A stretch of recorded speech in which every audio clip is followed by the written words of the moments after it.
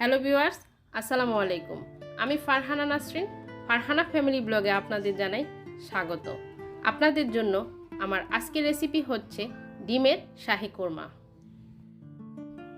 চলুন তাহলে শুরু করি মূল রান্না। 10টি ডিম দিয়ে আজকে আমি ডিমের শাহি কোরমা তৈরি করব। সেই জন্য আমি 10টা ডিম নিয়ে নিলাম। এখন এর মধ্যে দিয়ে দিচ্ছি পরিমাণ মতো লবণ, যাতে করে ডিমগুলা সিদ্ধ হওয়ার পরে ডিমের চামড়া ছিলতে কোনো অসুবিধা না হয়। এবার একটা কাঁটা চামচের সাহায্যে আমি ডিমগুলাকে সামান্য একটু খুঁচিয়ে নিচ্ছি দুইটা কারণে। এক নাম্বারটা হলো রান্নার সময় মশলাগুলা ডিমের ভিতরে ঢুকবে, আর 2 নাম্বারটা হলো ডিমগুলো ভাজার সময় যাতে গায়ের দিকে ফুটে না আসে।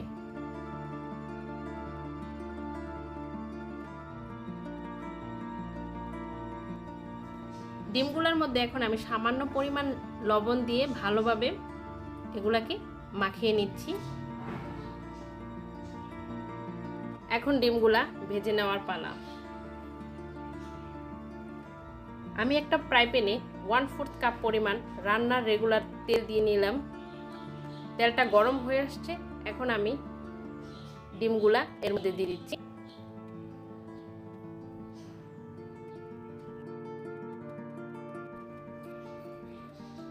ডিমগুলাকে আমি হালকা ভেজে নিচ্ছি।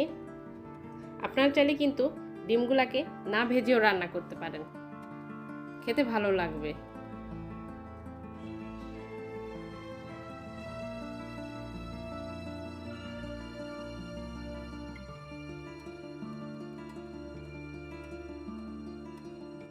ডিমগুলা হালকা ভাজা হয়ে গেছে, এখন আমি তেল থেকে ডিমগুলাকে উঠিয়ে নিচ্ছি।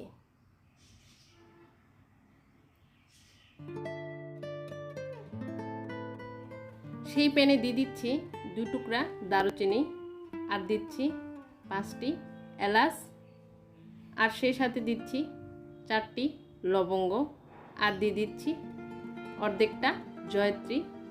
জয়ত্রীটা আমি ভেঙে দিচ্ছি। 2টা তেজপাতা মাঝখান থেকে ছিঁড়ে দিয়ে দিচ্ছি। এখন গরম মশলাগুলোকে ভালোভাবে ভেজে নিচ্ছি। যখনই গরম মশলা থেকে সুন্দর একটা অ্যারোমা বের হচ্ছে, তখনই এর মধ্যে দিয়ে দিচ্ছি 1 কাপ পরিমাণ পেঁয়াজ বাটা, আর দিয়ে দিচ্ছি 1 টেবিল চামচ পরিমাণ আদা বাটা, আর সেই সাথে দিয়ে দিচ্ছি 1/2 টেবিল চামচ পরিমাণ রসুন বাটা। এখন এই মশলাগুলোকে আমি কষিয়ে নিব যতক্ষণ না পর্যন্ত এই মশলা থেকে কাঁচা গন্ধটা দূর হচ্ছে।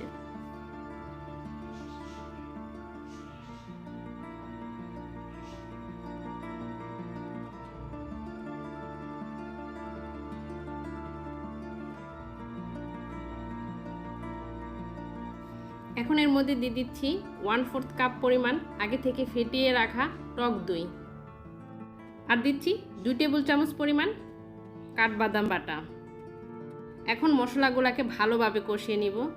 যদি ভালোভাবে কষানো না হয় তাহলে মশলার কাঁচা গন্ধ করবে, ডিমের শাহি কোরমা খেতে আর ভালো লাগবে না। সেই জন্য সময় নিয়ে ভালোভাবে এই মশলাটাকে কষিয়ে নিতে হবে। দেখুন আমি কষাতে কষাতে মশলাটা শুকিয়ে গেছে।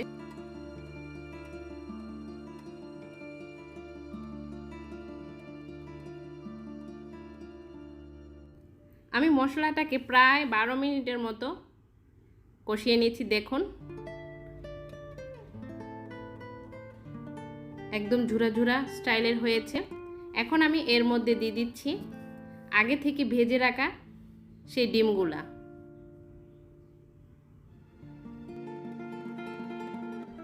এখন এর মধ্যে আমি দিয়ে দিচ্ছি মেজারমেন্ট কাপের 2 কাপ লিকুইড গরুর দুধ। আপনারা চাইলে গরুর দুধের বদলে পাউডার দুধের সাথে পানি মিশিয়েও ব্যবহার করতে পারেন। এখন আমি এর মধ্যে দিয়ে দিচ্ছি ফালি করে রাখা 5টি কাঁচামরিচ, আর দিচ্ছি স্বাদমতো লবণ, আর সেই সাথে দিয়ে দিচ্ছি 1 চা চামচ পরিমাণ চিনি। এখন ঢাকনা দিয়ে ঢেকে আমি 5 থেকে 6 মিনিট রান্না করব। আমি প্রায় 6 মিনিট রান্না করেছি, দেখুন। এখন এর মধ্যে আমি দিয়ে দিচ্ছি হাফ চা চামচ পরিমাণ গরম মশলার গুঁড়া,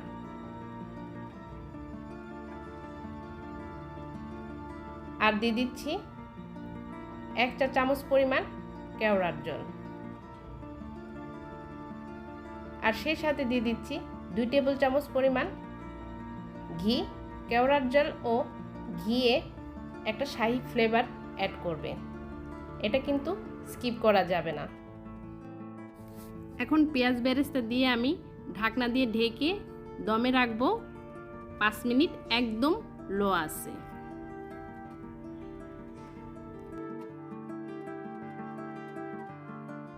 ঢাকনা সরিয়ে নিচ্ছি।